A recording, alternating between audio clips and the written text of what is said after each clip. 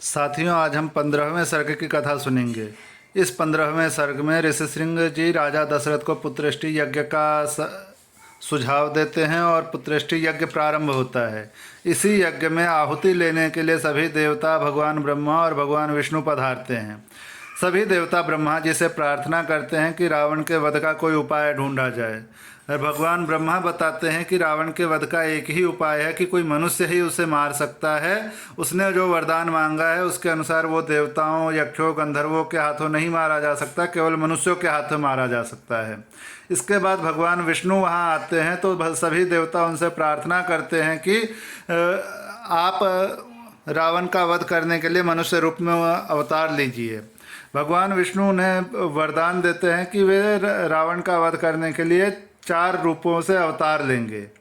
कुछ लोग जो कहते हैं कि वाल्मीकि रामायण में भगवान राम को भगवान विष्णु का अवतार नहीं बताया गया है, उन्हें यह सर्ग जरूर पढ़ना और सुनना चाहिए। तो चलिए 15वें सर्ग की कथा शुरू करते हैं। श्री सीतारामचंद्राभ्याम नमः। श्रीमद् वाल्मीकि रामायणम बालकांडम 15 सर्गः। ऋष्यसिंह द्वारा राजा दशरथ के पुत्रेष्टि यज्ञ का आरंभ। देवताओं की प्रार्थना से ब्रह्मा जी का रावण के वध का उपाय ढूंढ निकालना तथा भगवान विष्णु का देवताओं को आश्वासन देना। महात्मा ऋष्यसिंह बड़े मेधावी और वेदों के ज्ञाता थे।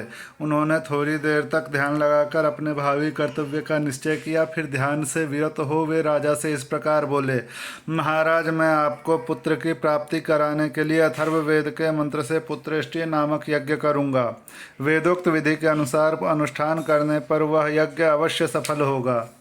यह कहकर उन तेजस्वी ऋषि ने पुत्र प्राप्ति के उद्देश्य से पुत्रेष्टि नामक यज्ञ प्रारंभ किया और श्रौत विधि के अनुसार अग्नि में आहुति डाली।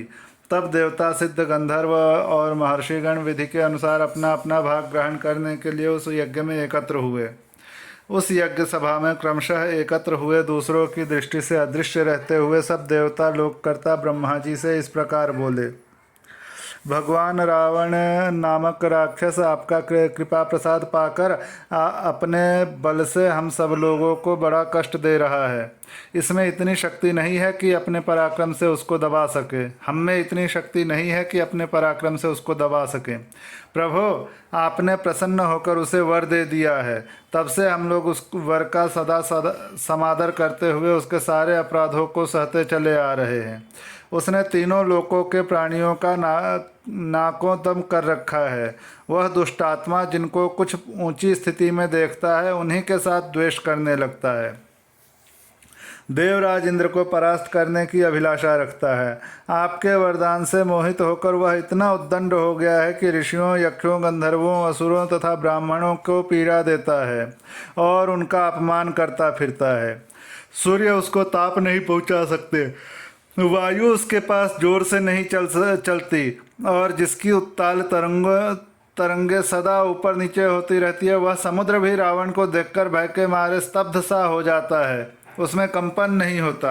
वह राक्षस देखने में भी बड़ा भयंकर है, उससे हमें महान भय प्राप्त हो रहा है। अतः भगवान उसके वध के लिए आपको कोई ना कोई उपाय अवश्य करना चाहिए।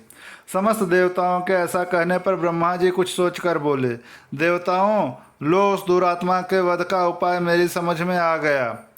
उसने वर मांगते समय यह बात कही थी कि मैं गंधर्व, यक्ष, देवता तथा राक्षसों के हाथ से न मारा जाऊं। मैंने भी तथास्तु कहकर उसकी प्रार्थना स्वीकार कर ली। मनुष्यों को तो वह तुच्छ समझता था, इसलिए उसने उनके प्रति अवहेलना होने के कारण उनसे अवध्य होने का वरदान नहीं मांगा। इसलिए अब मनुष्य के हाथ से ही उसका वध होगा। मनुष्य के सिवा दूसरा कोई उसकी मृत्यु का कारण नहीं है। ब्रह्मा जी की कही हुई यह प्रिय बात सुनकर उस समय समस्त देवता और महर्षि बड़े प्रसन्न हुए। इसी समय महान तेजस्वी जगतपति भगवान विष्णु भी मेघ के ऊपर स्थित हुए सूर्य की भांति गरुड़ पर सवार हो वहां आ पहुंचे। उनके शरीर पर पीतांबर और हाथों में शंख, चक्र एवं गदा आदि आयुध शोभा पा रहे थे। उनके दोनों भुजाओं में तपाए हुए स्वर्ण के बने केयूर प्रकाशित हो रहे थे। उस समय संपूर्ण देवताओं ने उनकी वंदना की और वे ब्रह्मा जी से मिलकर सावधानी के साथ सभा में विराजमान हो गए। तब समस्त देवताओं ने विनीत भाव से उनकी स्तुति करके कहा, सर्वव्यापी परमेश्वर, हम तीनों लोकों के हित की कामना से आपके ऊपर एक महान कार्य का भार दे रहे हैं। प्रभो, अयोध्या के राजा दशरथ धर्मज्ञ, उदार तथा महर्षियों के समान तेजस्वी हैं। उनके 3 रानियां हैं जो ह्री, श्री और कीर्ति इन 3 देवियों के समान है। विष्णुदेव, आप अपने 4 स्वरूप बनाकर राजा की उन तीनों रानियों के गर्भ से पुत्र रूप में अवतार ग्रहण कीजिए। इस प्रकार मनुष्य रूप में प्रकट होकर आप संसार के लिए प्रबल कंटक रूप रावण को, जो देवताओं के लिए अवध्य है, समर भूमि में मार डालिए। वह मूर्ख राक्षस रावण अपने बढ़े हुए पराक्रम से देवता, गंधर्व, सिद्ध तथा श्रेष्ठ महर्षियों को बहुत कष्ट दे रहा है। उस रौद्र निशाचर ने ऋषियों को तथा नंदन वन में क्रीड़ा करने वाले गंधर्वों और अप्सराओं को भी स्वर्ग से भूमि पर गिरा दिया है। इसलिए मुनियों सहित हम सब सिद्ध, गंधर्व, यक्ष तथा देवता उसके वध के लिए आपकी शरण में आए हैं। शत्रुओं को संताप देने वाले देव, आप ही हम सब लोगों की परम गति हैं। अतः इन देवद्रोहियों का वध करने के लिए आप मनुष्य लोक में अवतार लेने का निश्चय कीजिए। उनके इस प्रकार स्तुति करने पर सर्वलोक वंदित देव प्रवर देवाधिदेव भगवान विष्णु ने वहां एकत्र हुए उन समस्त ब्रह्मा आदि धर्मपरायण देवताओं से कहा, देवगण, तुम्हारा कल्याण हो। तुम भय को त्याग दो। मैं तुम्हारा हित करने के लिए रावण को पुत्र, पौत्र, अमात्य, मंत्री और बंधु बांधवों सहित युद्ध में मार डालूंगा। देवताओं तथा ऋषियों को भय देने वाले उस क्रूर एवं दुर्धर्ष राक्षस का नाश करके मैं 11,000 वर्षों तक इस पृथ्वी का पालन करता हुआ मनुष्य लोक में निवास करूंगा।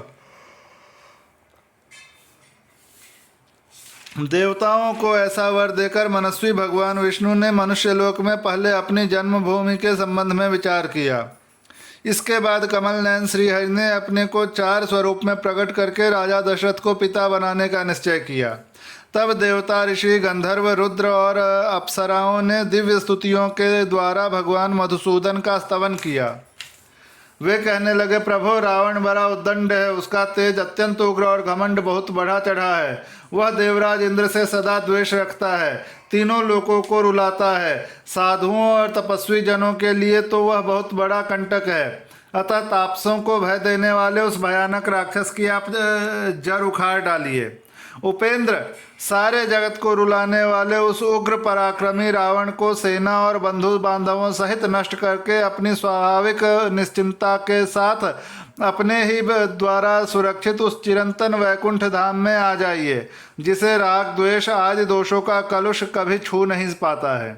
इस प्रकार श्री वाल्मीकि निर्मित आर्ष रामायण आदि काव्य के बाल कांड में 15वां सर्ग पूरा हुआ।